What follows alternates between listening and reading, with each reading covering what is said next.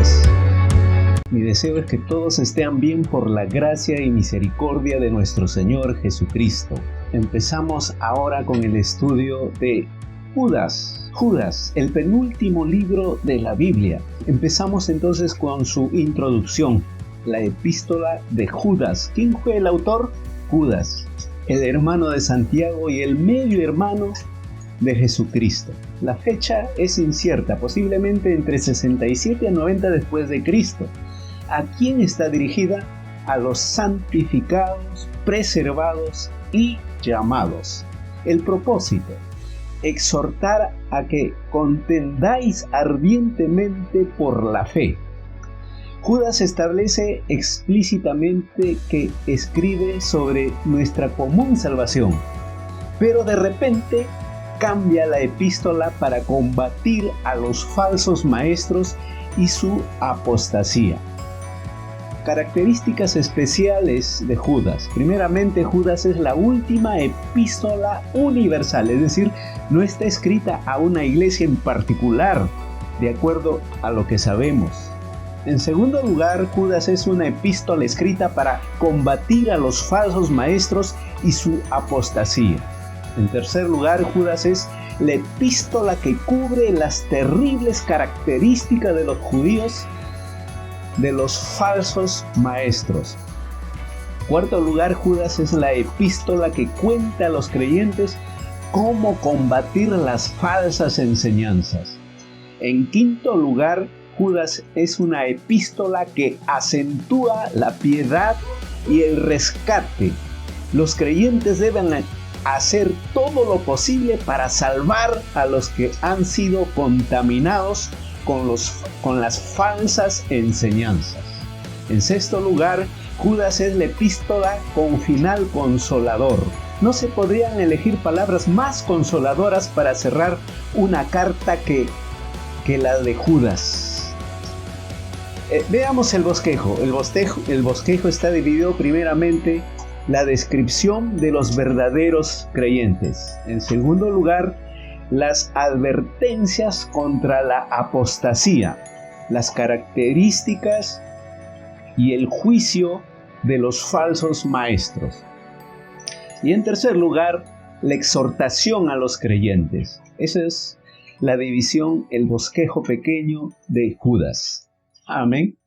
Entonces, ahora sí, vamos a empezar con la primera división. Vamos a empezar con la primera división. Pónganse cómodos y arrancamos entonces con la primera división. ¿Cuál es la primera división? La descripción de los verdaderos creyentes. La descripción de los verdaderos creyentes. Judas 1, del 1 al 2. Dice: Judas, siervo de Jesucristo y hermano de Jacobo, a los llamados santificados en Dios Padre y guardados en Jesucristo, misericordia y paz y amor os sean multiplicados. Es lo que dice la palabra del Señor. A manera de introducción en esta división, ¿cómo podemos saber si una persona es o no un verdadero ministro de Dios? ¿Cómo podemos saber si una persona es o no un verdadero creyente? Este es el tema del pasaje. Y recuerde, Judas era el hermano de nuestro Señor Jesucristo. Al principio no creía en Jesucristo, pero luego de algún tiempo de la resurrección de Cristo, le dio su corazón al Señor y entregó su vida a predicar el Evangelio. Aquí lo vemos sentado escribiendo a los creyentes del primer siglo. Y al escribir, él no pierde tiempo. Desde el comienzo se describe a sí mismo como un verdadero ministro de Jesucristo. Y a sus rectores como verdaderos creyentes en Cristo. En consecuencia, en su observación abierta, tenemos una imagen por la cual podemos medirnos a nosotros mismos. La imagen de un verdadero ministro y creyente. Amén. En primer lugar, hay un cuadro del verdadero ministro. Eso vamos a ver el primer punto.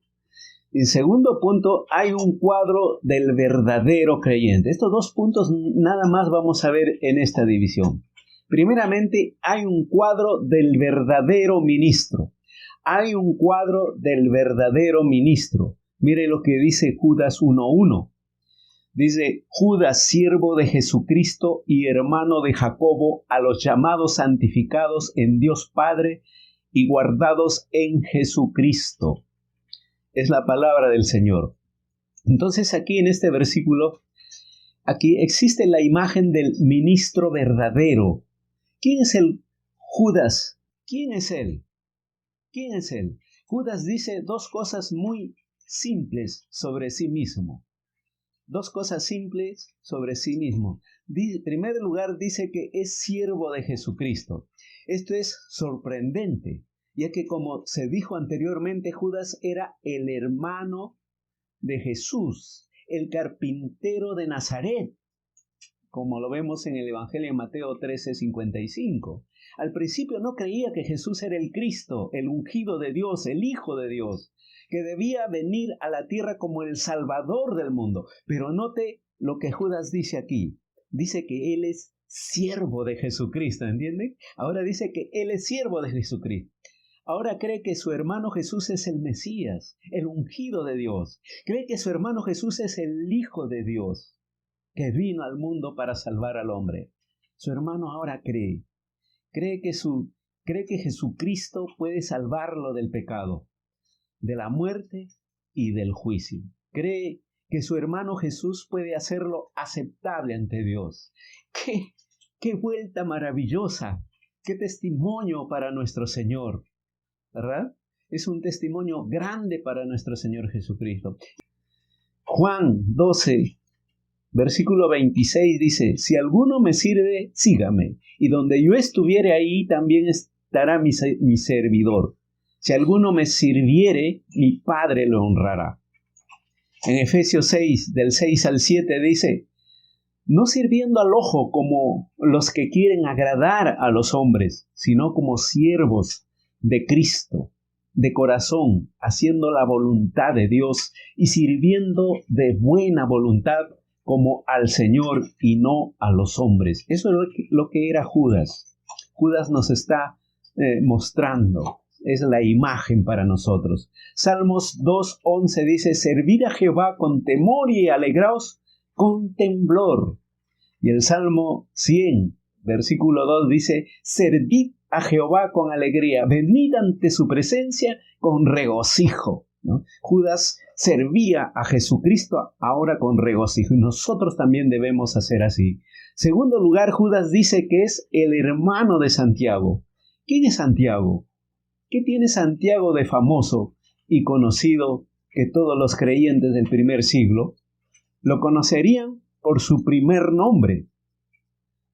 Solo existía un Santiago, el Santiago que era el hermano del Señor, el Santiago que era el pastor de la gran iglesia de Jerusalén, la iglesia madre de la cristiandad.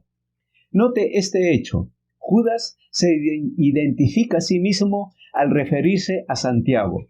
Los creyentes de todo el mundo conocían a Santiago, pero pocos conocieron a Judas. Por lo tanto, él debe identificarse a sí mismo para que la audiencia reciba su exhortación. Él es simplemente Judas, siervo de Jesucristo y hermano de Santiago. Y note aquí la humildad de este hombre. Lo único que declara de sí mismo es ser un esclavo de Jesucristo y el hermano de un hombre famoso. Fácilmente podría haber estado celoso de su hermano famoso, resentido por el hecho de tener que vivir bajo la sombra de su hermano resentido, de que tenía que usar el nombre de su hermano para que los creyentes lo oyeran. Pero Judas no era ni celoso ni resentido. Él era un verdadero ministro de Dios. Caminaba humildemente entre los creyentes del mundo, humildemente ante Dios. siempre tan agradecido de que Dios lo hubiera llamado para servir a su Hijo, el Señor Jesucristo. Agradecido por todo lo que Dios le había dado al llamarlo. Eso era Judas. Y debemos imitarlo a Judas. Aquí hay un pensamiento, ¿no? Un pensamiento. Dice, el verdadero ministro de Dios tiene dos rasgos muy básicos. Primeramente, el rasgo de ser sirviente y esclavo de Jesucristo. Y recuerde, Cristo significa Mesías, el ungido de Dios, el Hijo de Dios, a quien Dios envió al mundo para salvar a los hombres. Esta es la creencia más básica de un verdadero seguidor de Jesucristo. Por lo tanto, cada ministro verdadero del Evangelio hace que esta creencia sea la base de su vida y de su ministerio. Es un verdadero ministro porque es siervo y esclavo de Jesucristo. Amén. En segundo lugar, el rasgo de humildad. El verdadero ministro camina con humildad entre los creyentes y ante Dios. No importa cuánto tarde Dios en llamarlo, Él está agradecido por el solo hecho del llamado de Dios. Él es ante todo un siervo, un esclavo disponible para hacer lo que su amo le diga. Aquí hay otro pensamiento. El hecho de que Judas fuera un hermano de nuestro Señor Jesucristo es una evidencia gloriosa de que Jesucristo fue exactamente quien dijo ser. Es sorprendente cuando nos damos cuenta, Judas había vivido como el medio hermano de Jesús durante años. Día tras día, hora tras hora, mes tras mes y año tras año, Judas había jugado, comido, trabajado, dormido e ido a la escuela con Jesús. Él había recorrido las montañas con Jesús como un muchacho y lo había visto jugar con otros niños y relacionarse con los vecinos y adultos de su vecindario. Judas había visto cómo su hermano recibía instrucciones, cómo respondía a las enseñanzas y la supervisión adulta. Probablemente también había visto a Jesús tomar el lugar de su padre, José, cuando éste murió. Eso es lo que había visto. Pero miren lo que dice Marcos 16:19. Y el Señor, después que les habló, fue recibido arriba en el cielo y se sentó a la diestra de Dios, a la derecha de Dios. ¿Quién? Jesucristo. Hechos 2, versículo 36 dice, sepa pues ciertísimamente toda la casa de Israel que a este Jesús a quien vosotros crucificasteis, Dios le ha hecho Señor y Cristo.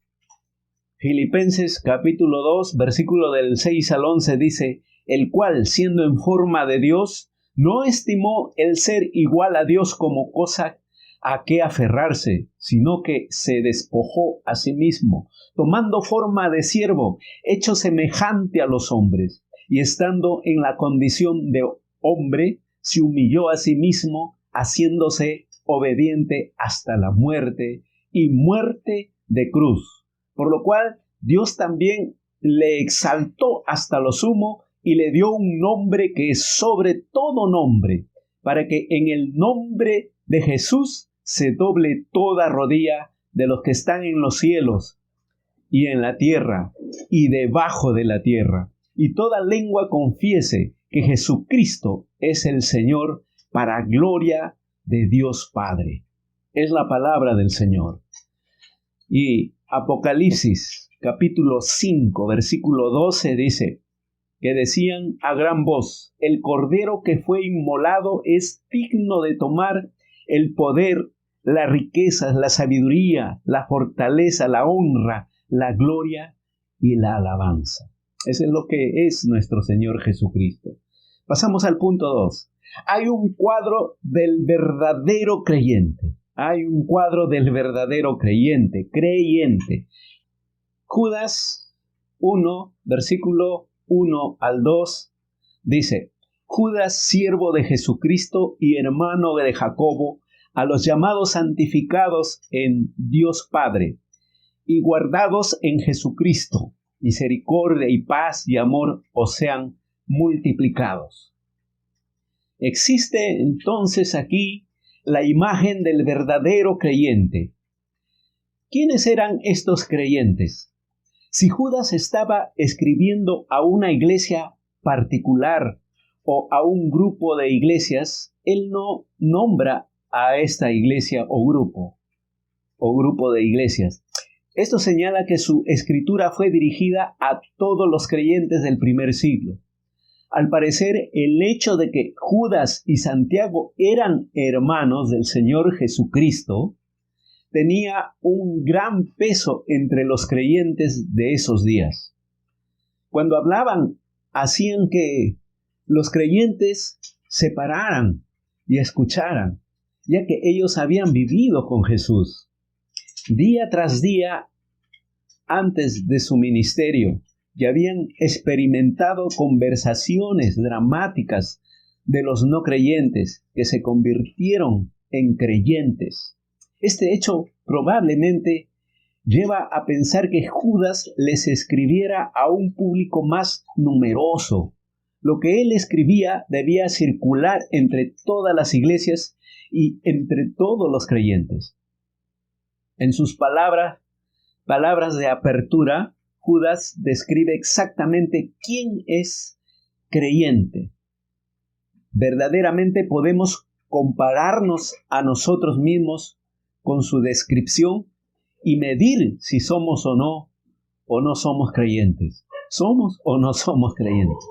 Primeramente, los creyentes son los santificados, del griego agios. La persona santificada es aquella que se ha alejado del pecado y ha apartado su vida para seguir a Dios. Es una persona que se aparta para Dios, una persona separada del mundo y de sus posesiones y placeres, una persona dedicada a seguir a Dios, una persona que ha dado todo lo que es y todo lo que tiene a Dios. Y note que el texto griego aquí es incierto. Algunos tienen la palabra amado en vez de santificado. Es decir, los creyentes son amados en Dios Padre. Dios los tiene siempre cerca de su corazón. Ellos han aceptado a su Hijo, el Señor Jesucristo. Lo han honrado al creer en Él. Por lo tanto, Dios ama al creyente con un amor muy especial. El amor que acepta al creyente y le da el derecho de vivir en presencia de Dios por siempre, jamás, por la eternidad. Amén. Segundo lugar, los creyentes son preservados en Jesucristo. La palabra preservado del griego teteremenois significa ser guardado, estar protegido. Dios guarda al creyente y lo protege. El creyente es una persona, ¿qué es el creyente? Una persona protegida por Dios, guiada y dirigida por Dios día tras día, fortalecida por Dios para que camine a través de todos los juicios y tentaciones de la vida, protegida de todos los enemigos de la vida, la muerte incluida, que debe ser acompañada a los cielos más rápidamente que al abrir y cerrar los ojos cuando llegue el momento de abandonar el mundo, que recibe vida abundante y eterna, que recibe seguridad de la presencia y el amor de Dios durante toda la vida. Ese es el creyente.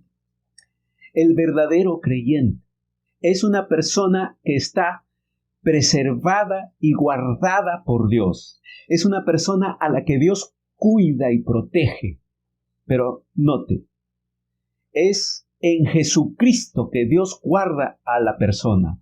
El creyente es una persona que ha depositado su vida en Jesucristo.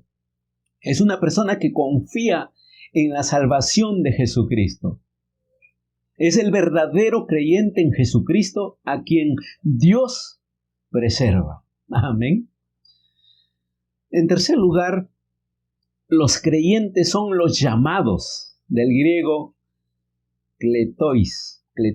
Esto significa varias cosas. Primeramente significa que los creyentes son las personas que han respondido al llamado del Evangelio. Dios llama al hombre para que acepte el Evangelio. La tira y toca las cuerdas del corazón, juzga y convence al hombre para que acepte a Jesucristo como su Hijo. Pero el hombre tiene que responder al llamado de Dios. Dios no puede tomar la decisión por el hombre, no puede tomar la decisión por ti.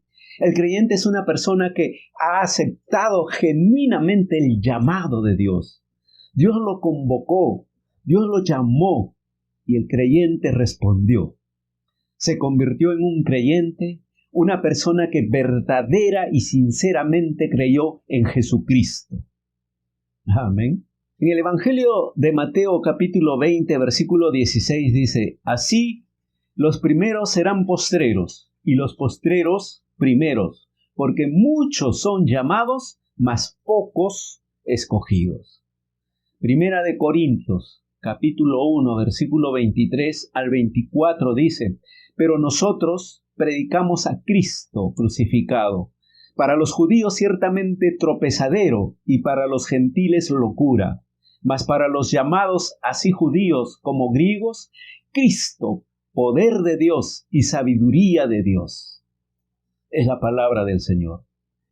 Segunda de Timoteo capítulo 1 versículo 9 dice, quien nos salvó y llamó con llamamiento santo, no conforme a nuestras obras, sino según el propósito suyo y la gracia que nos fue dada en Cristo Jesús, antes de los tiempos de los siglos. Antes de los tiempos de los siglos. Otro punto acá, significa que un creyente ha sido llamado para ser santo, es decir, para vivir una vida de santidad. La palabra santo del griego agios significa ser santo o tener santidad. El creyente es llamado a ser santo, puro, justo, tal como lo es Dios. Miren lo que dice 1 Corintios capítulo 1 versículo 2. La iglesia de Dios que está en Corinto a los santificados en Cristo Jesús, llamados a ser santos con todos los que en cualquier lugar invocan el nombre de nuestro Señor Jesucristo, Señor de ellos y nuestros. Primera de Pedro capítulo 1 versículo 15 dice, sino como aquel que os llamó es santo, sed también vosotros santos en toda vuestra manera de vivir. En toda vuestra manera de vivir. Punto C. Significa que el creyente es llamado para tener una esperanza celestial. Es llamado en una esperanza eterna, la esperanza de vivir por siempre con Dios. Es llamado a ser perfeccionado conforme a la imagen del Señor Jesucristo por toda la eternidad. Por toda la eternidad. Hebreos 3.1 dice, Hebreos 3.1, por tanto, hermanos santos, participantes del llamamiento celestial, considerad al apóstol y sumo sacerdote de nuestra profesión, Cristo Jesús. Filipenses 3.14 dice, prosigo a la meta, al premio del supremo llamamiento de Dios en Cristo Jesús. Punto D. Significa que el creyente se le asigna una tarea y un deber muy especial mientras esté en la tierra. Es llamado para servir a Jesucristo. Llamado para servir a Jesucristo. Como dice Romanos 1.1, Pablo, siervo de Jesucristo, llamado a ser apóstol, apartado para el Evangelio de Dios, siervo de Jesucristo. 1 Corintios 1.1 dice, Pablo llamado a ser apóstol de Jesucristo por la voluntad de Dios y el hermano Sóstenes. Es lo que dice la palabra del Señor. En 1 Corintios 7, versículo del 20 al 24 dice, cada uno en el estado en que fue llamado, en él se quede. ¿Fuiste llamado siendo esclavo? no te dé cuidado, pero también si puedes hacerte libre, procúralo más. Porque el que en el Señor fue llamado siendo esclavo, liberto es del Señor. Asimismo, el que fue llamado siendo libre, esclavo es de Cristo. Por precio fuisteis comprados. No os hagáis esclavos de los hombres. Cada uno, hermanos, en el estado en que fue llamado, así permanezca para con Dios. Amén. Y el punto 4 aquí, el creyente es una persona que ha recibido la misericordia, la paz y la gracia de Dios. En 2 de Juan, capítulo 1, versículo 3 dice, sea con vosotros gracia, misericordia, paz de Dios, Padre y del Señor Jesucristo, Hijo del Padre, en verdad y en amor. Amén. Esto es la palabra del Señor, hermanos.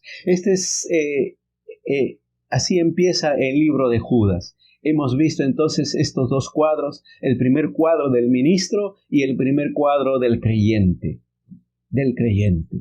Y yo creo que el libro de Judas es muy importante y yo creo que tanto me habla a mí como les habla a cada uno de ustedes. Es una bendición que nosotros podamos acceder a la palabra del Señor, podamos estudiarlo capítulo por capítulo, versículo por versículo. ¿Sabían que Jesús tenía dos hermanos que están nombrados en la Biblia? Entonces, y que ellos también escribieron acerca de Jesús.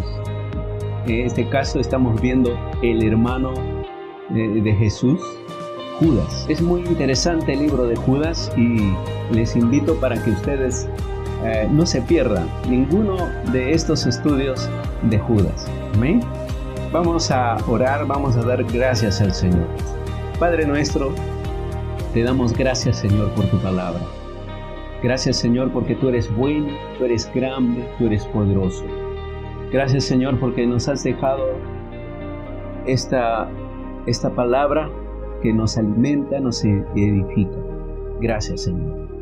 Gracias. Ayúdanos a ser como Judas, el ejemplo que nos da. Gracias porque nos has mostrado cómo, Señor, era Judas. Y nosotros también debemos tomar esa imagen de Judas.